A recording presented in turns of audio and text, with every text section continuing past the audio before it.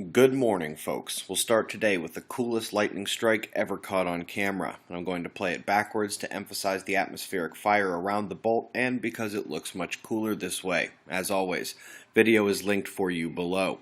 And why not show this given that nothing else exciting is really going on? The enormous plasma filament we saw erupting yesterday morning only got the job half done. A small CME is heading north away from all the planets, while the Earth-facing portion of the rope stayed still and did not erupt. This leaves 4 or 5 plasma filaments on the disk that we will eye today. Solar flaring is on the decline as well, but now we do have some sunspots that appear ready to change that. First, we've got a new group up north above the established active region down south that is developing magnetic complexity in the center. Possible Delta-class magnetics exist already. First gamma burst in a week came out of Canis Major this morning. On the particle side, we're seeing density dropping out in the solar wind, and some speedier particles from a coronal hole began streaming in, but it is a weaker stream thus far, and although a magnetic storm cropped up on the shockwave impact reported yesterday, it has waned away now and things are calming above our heads. Once again, right on point as the planets break alignments, the sun calms down, and so do the quakes. Adding to that is the fact that we are between coronal holes.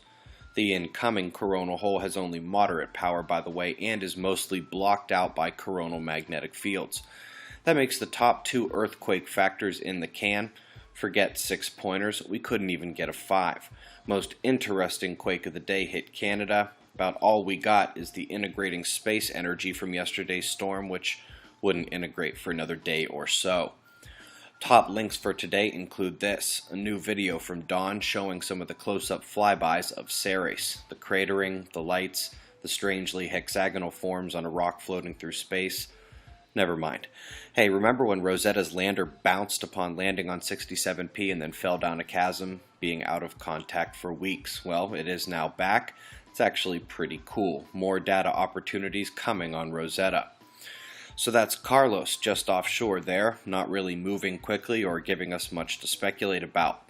Right now it's hard not to focus on the Gulf of Mexico, where this system is going to go where it's going to go, and just not much we can do about it. But until then, we do see the same heat and moisture flow up out of the Gulf where the Northeast meets the Midwest. Once again, that's where we're going to have the storms tonight. In Europe, big low, still offshore top left, but the top watch here is now central off the Mediterranean heat and moisture.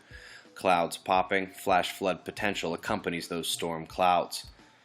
Then we come down under, and the 2 lows are in focus, one to the west, one already on land. These got together in a solid way overnight and are strengthening.